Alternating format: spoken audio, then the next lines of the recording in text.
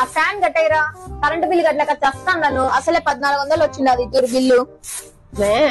Bill ఎక్కువ వచ్చిండేది fan వేసినందుకు కాదు మే, fan కి ఓట్ వేసినందుకు. మళ్ళీ అన్నకే మళ్ళీ అన్నకే మళ్ళీ అన్నకే మళ్ళీ అన్ననే గెలిపించండి అమ్మా. మద్యపాన నిషేధం చేసినాకే ఓట్లు అడుగుతామని చెప్పి మళ్ళీ ఎందుకు వచ్చిండారు? నిషేధంలో భాగంగానే కదా తల్లి రేట్లు పెంచింది. అట్నా మీ దృష్టిలో నిషేధం అంటే ఉన్న మందును తీసేసి అన్న మందు తీసుకొచ్చి రేట్లు ఎక్కువ పెట్టి అమ్ముకోవడమా?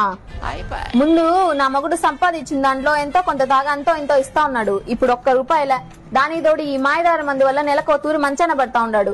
ఇంకొకసారి ఆశీర్వదించండి తల్లి, ఈసారి పూర్తిగా మద్యం అనేది లేకుండా చేస్తాడు. మీ జోబు నింపుకోవడం కోసం మా పొట్ట కొట్టినారు, మా పుస్తలు పెట్టుబడిగా పెట్టినారు. మళ్ళీ ఏ మొహం పెట్టుకొని వచ్చి అడుగుతాండారు ఓట్లు? ఓ అన్నా, అన్నకే వేస్తారు కదమ్మా. మేము సరదాకే సింపతితో ఓట్లు వేసిన వాళ్ళం. మీరు మద్య నిషేధం పేరుతో మా మనోభావాలు తాడుకున్నారు. చూసుకోండి మళ్ళా.